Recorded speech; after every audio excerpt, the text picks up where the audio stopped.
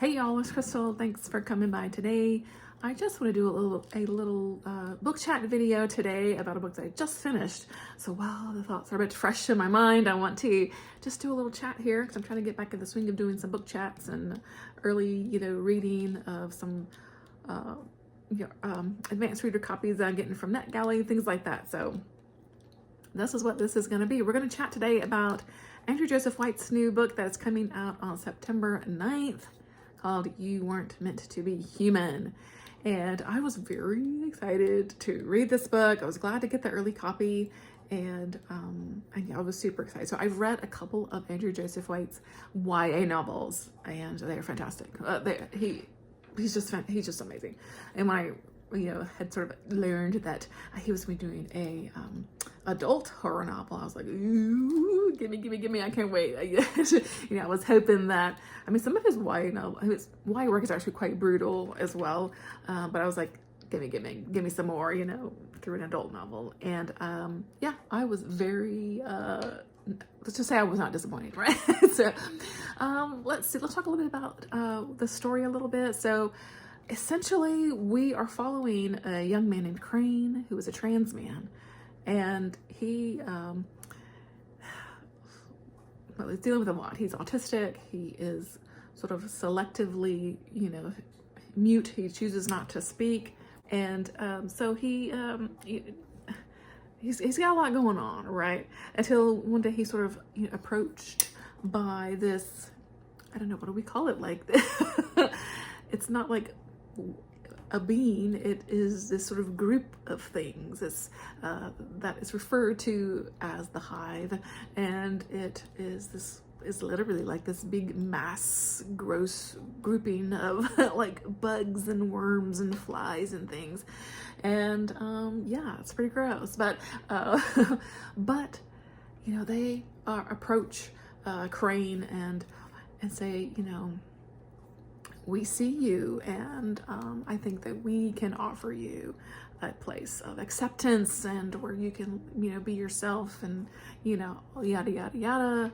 And of course, Crane says yes. And so that's the sort of very tip of our story, as we are introduced to the Hive and to Crane and some of our other supporting characters, like Levi, his, I guess we'll say like a partner, but the relationship isn't necessarily a healthy one, we'll say.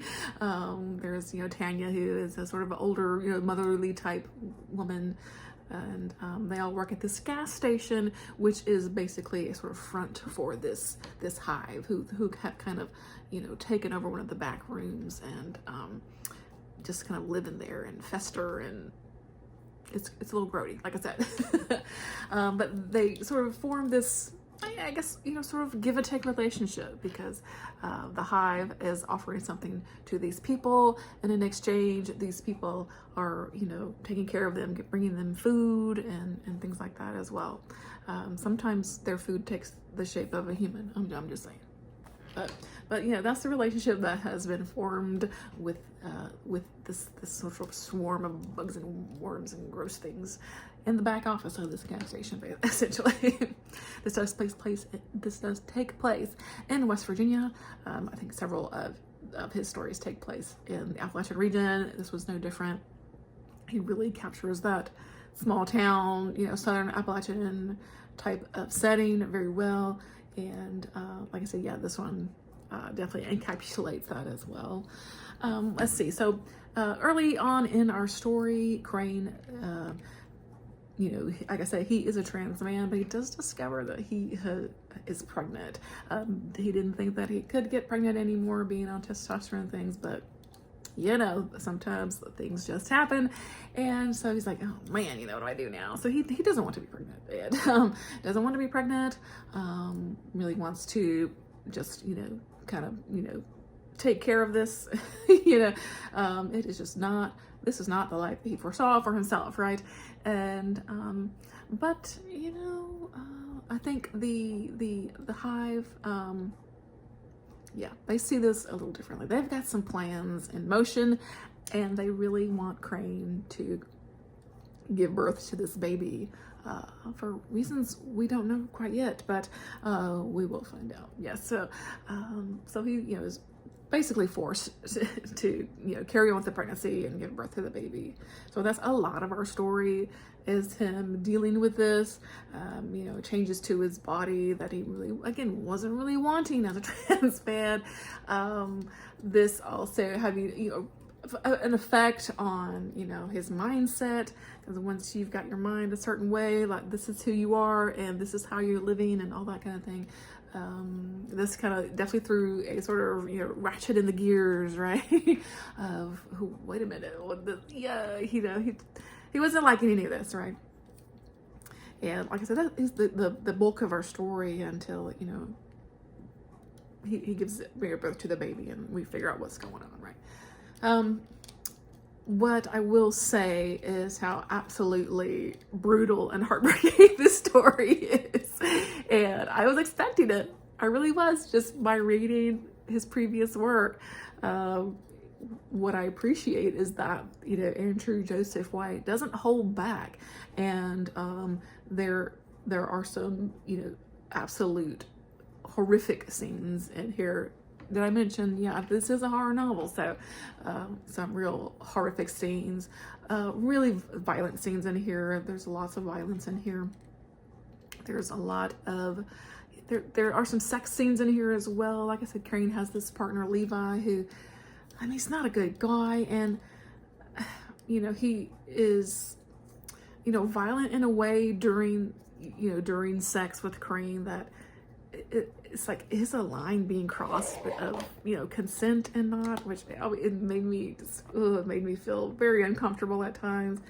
But I think it all definitely, is a part of what Crane is dealing with as well, of like self-worth and things like that. And I think a lot of that, gets wrapped up into why he's even in this, crappy relationship with Levi. But anyway, that's something else. But anyway,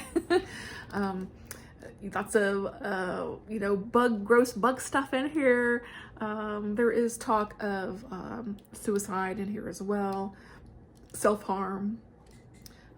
So there's just sort of, I guess, some, content things in here that you may want to be aware of.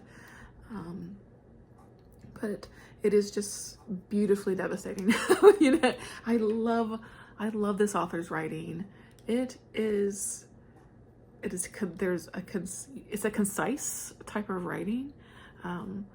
It's not overly flowery or anything, but it just pulls me in. Like, I could not stop reading this book, and I just had to keep going. I devoured really almost like 80% of it, in one sitting. Like, I was just sitting there. I could not look away, and yeah, it's compelling. It's compelling in that way. And then we do have this slight mystery of like what's going on with, why this hive wants the baby and things like that.